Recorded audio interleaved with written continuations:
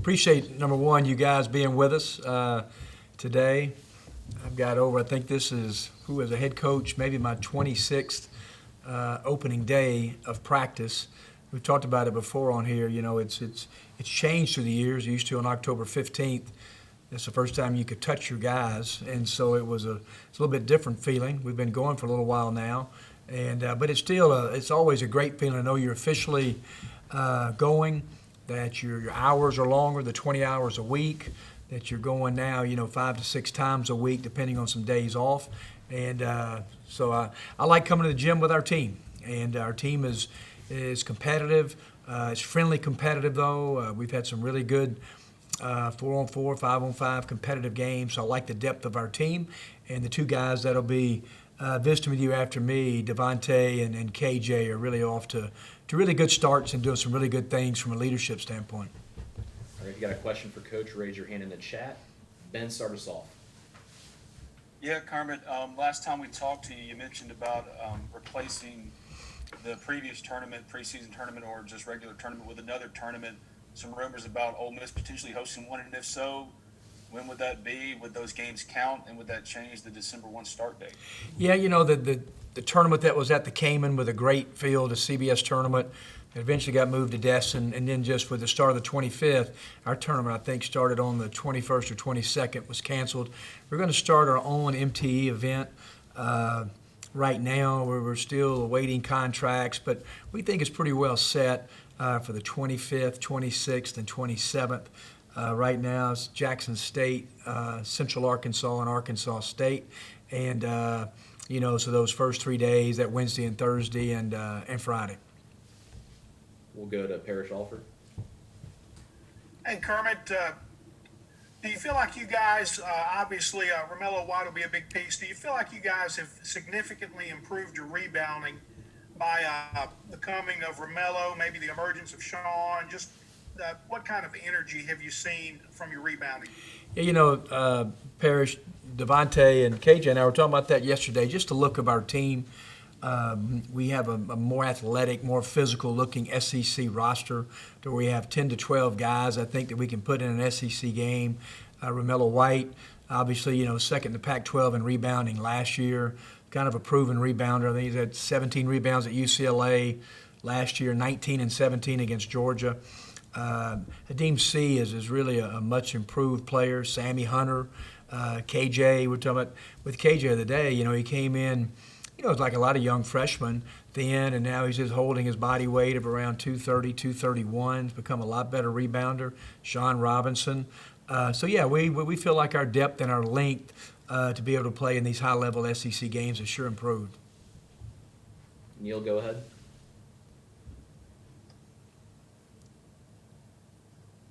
Hey, Kermit, I was kind of following up on what Ben asked. Where are you in terms of the rest of your non-conference schedule being set and established? And then also, I know it's still a couple of months away, but what are you hearing about fans being allowed in the Pavilion, percentages and that kind of thing? Yeah, I'm not trying to step out front, but I think we're pretty secure, and I'm not saying some things couldn't happen, but really our schedule is kind of, after that MTE, is pretty much kind of staying true to form. Ryder won't happen. I think we're going to move Ryder back to next year, but besides Ryder, I think those games will kind of come in good sequence, and it's in place of our start date of the SEC game, Neil, either the 29th or 30th, depending on what date that we get for maybe that first SEC date of December. But it seems like the Wichita State game is still going to be on that January 2nd. There was some talk of maybe moving that, but I think we're pretty firm with that, and then just starting the SEC after that. So right now, we're kind of set with our schedule. It's nothing's been released officially. I think we're all just kind of waiting on the SEC. Go ahead, John. Hey, Coach. First of all, I just want to introduce myself. I'm the new sports director at WCBI down here in Columbus. We'll be covering you.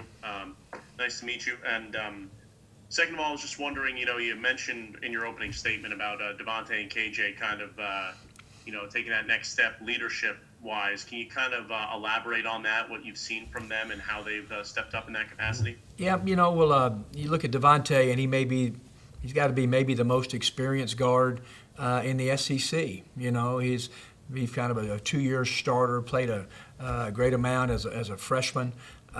You know, he's just been in a lot of big games and got great minutes. Devontae, it's really fun for me to watch Devontae just mature in all levels, from academically to leadership roles to everything, you know, and as a player. And KJ Buffin also, you know, he's been here, this is his 3rd year with us, and you see KJ just maturation of becoming, you know, and both those guys need to play like all SEC players this year, and I think that's their expectations. And you know, but I think what they will tell you, John, more than anything, is just the competitiveness in practice. You know, that our depth is better. It just seems like better depth makes for more competitive practices, which will just, you know, get all teams better as long as you can stay healthy. Jerry, go ahead. Jerry, you're muted real quick. You got to unmute yourself. Sorry, I can't do it for you. All right. There you go. Yeah. Okay. Kermit, I'm wondering how all the adjustments because of COVID-19, how that affects the team bonding process for you guys or for any team, do you think? Yeah, you know, I think we do miss some of those team meals, you know, after practices that guys used to kind of sit down. Everything now is kind of grab and go. You know, the times that we used to spend a lot of times, I'm sure like a lot of teams did, at, you know, like at the head coach's house and just getting together for team meals and doing those types of things, because, you know, we're always talking about, you know, 6 feet apart for 15 straight minutes and all those things about, you know, social tracing. So, but I tell you what, I've coached a lot of teams, Jerry, and just in the early part of this, and we've been together now for a while, is I love the way this group competes on the floor. They seem like they have a great bonding on the floor. They work really hard. They compete against each other really hard, but then it's very friendly afterwards. So, you know, with our team, we do miss some of the other parts of it, Jerry, but I really like kind of where our team is at just from a togetherness standpoint. All right, we'll go to Adam Brown. Coach, how's it going? Hey, Adam. I was going to ask about Jarkel Joyner just coming into the season, just what you expect to see from him this year. Yeah, Jarkel is, you know, obviously he loves the gym as much as anybody that I've coached, and he loves being in it, and he loves competing in it. You know, he's just so excited. I mean, he's always dreamed about playing at Ole Miss, and obviously his 2 years at Bakersfield and playing for a great, you know, Ole Miss player and coach Rod Barnes there, and so it gave him a great jump start.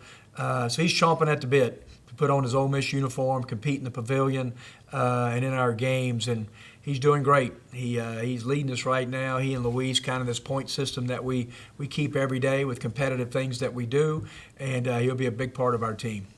We'll go back to Ben. Yeah, Kermit, to follow up on Neil, what have you heard about capacity at the Pavilion? Yeah, I'm sorry. You know, right now, just in conversations, I hear 25%, you know, which is around 1,800 to 2,000 in the Pavilion. And that's just probably just because what football does, you know. And so I don't know how they're going to do, Ben. There's been conversations about how we're going to do season tickets, and are we going to have a similar approach maybe as football with single games and 2 games at a time. And so, you know, obviously, you know, where did we sit here and like the SEC did in football, where we'll wait and just kind of make some decisions, you know, in time for the fans, but hopefully in time that maybe we have seen some different trends of the virus, and I guess a lot it's going to be on our governor about what his restrictions are, and then just our city of Oxford, you know, about indoor venues and how many people are going to be allowed. And this might be a dumb question, if it is, I'm sorry, but the scout team in preparation for games, is there a benefit to having Marshall and Robert Allen there to prepare for teams? Yeah, it is. I think you're right. And, you know, it's funny how Ben, we're talking about this morning. We watched some film this morning as a team, and we just talked about the teams being flexible, teams being versatile. That we talked about our walk-ons today, you know, being able that some things hit you at a certain moment, maybe not for games necessarily, but for practices, and being able to know. And it's probably like some football teams are doing right now that, You know, KJ Buffin's been here 3 years, and I think KJ could play 1, 2, 3, 4, 5. Devontae Shuler playing the 1, 2, or the 3, and guys being more interchangeable. And so I think basketball IQs and film and all the different things and being flexible as staffs, especially when those games hit, and even now, guys, even in practices. You know, that sometimes you can wake up and say, okay, I'm not going to play in practice until after we get the COVID test, just to make sure that everybody's going to be there and available. We'll go to Nick. Kermit, just curious, with the NCAA giving the extra year of eligibility to winter sports athletes, how does that affect roster construction this year and moving forward with all the pieces you have to juggle? Yeah, well, number one, I thought it was the exact 1,000% the right thing to do. I mean, I think these guys, even from last year, and we were fortunate as men's basketball that we got to play all of our games, you know, and except for those teams that are qualified for the NCAA tournament. But I think it's the right thing to do.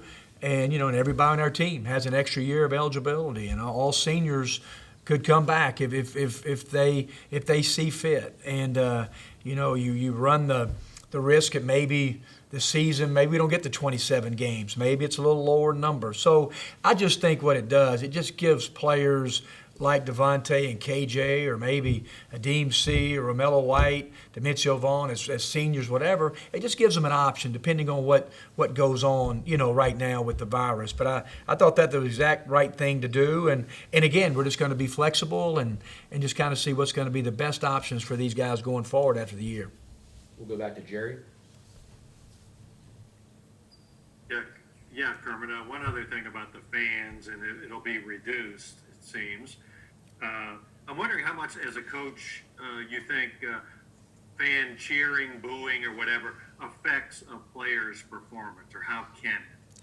You know, I think it can work both ways. I think the great players that we've all coached, at least the ones that I've coached, it seems like they play better on the road than they do at home.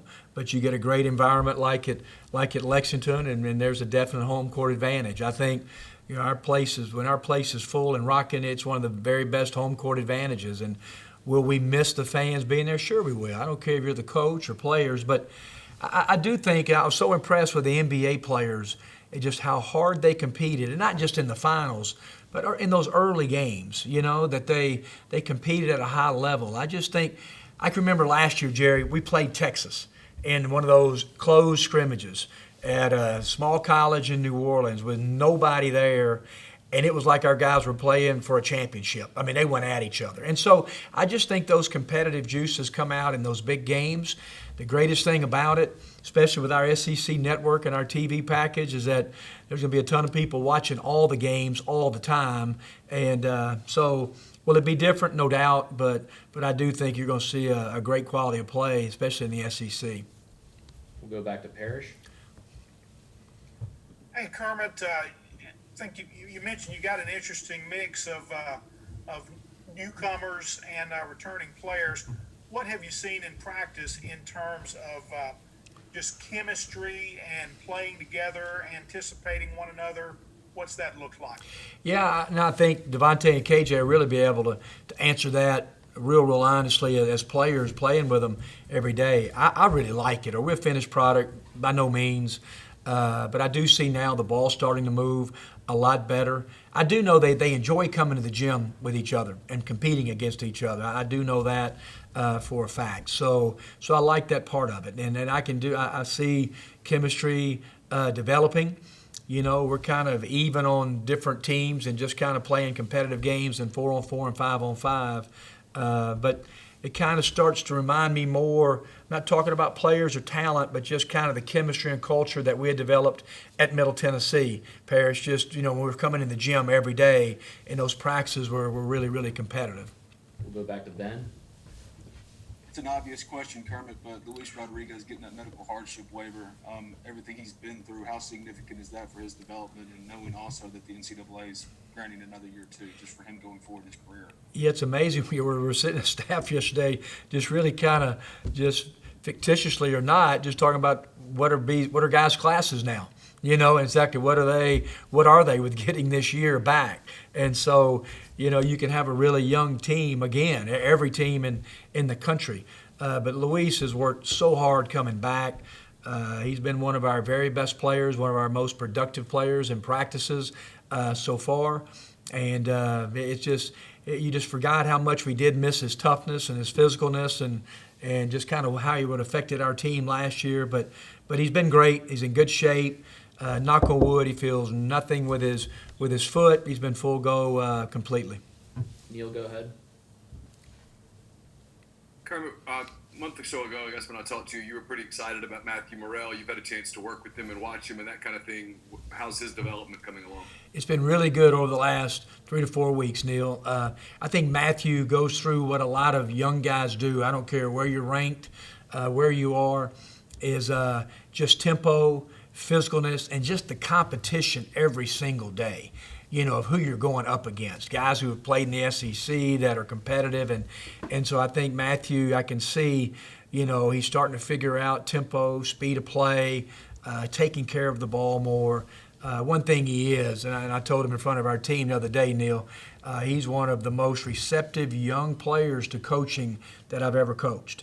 And when you have that kind of talent and he listens and he doesn't mind being coached, it's early in the process, then that's a great trait for a young guy.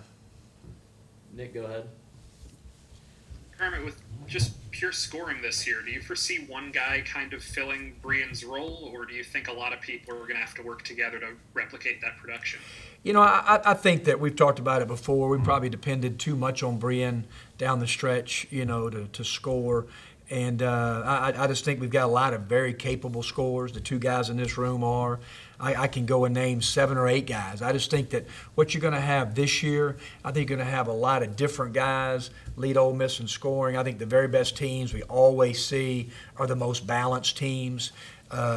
Even that first year's team, TD, who was an all-NBA rookie, was our second leading scorer and averaged 14 a game. So I just think balance, impacting winning is the most important thing, trying to compete for an SEC championship. And I just think as long as those are the goals, I think everything else, the scoring will even out. But I do think you're going to see a lot more balanced team. Ben, go ahead. Kermit, you mentioned the roster being interchangeable. You've long sought for your roster to be pretty positionless. Is this the closest you've gotten as far as roster construction at Ole Miss to having that positionless roster? It is. And we've coached some good players here in my first 2 years, so nothing against the talent. I think we got more depth, we got more length, we're bigger, stronger. Early on, we just got more guys we're going to be able to put into these games. And like I said, the biggest thing, and I'm sure with Alabama football throughout the years, I've always talked about it. I know they've got a lot of NFL players, but I can only imagine how good their practices are and how they hold themselves accountable based on the competition and trying to have minutes in the games. And I think competition is the best tool that a coach can possibly have with competitive guys that are trying to win and trying to get on the floor for quality minutes.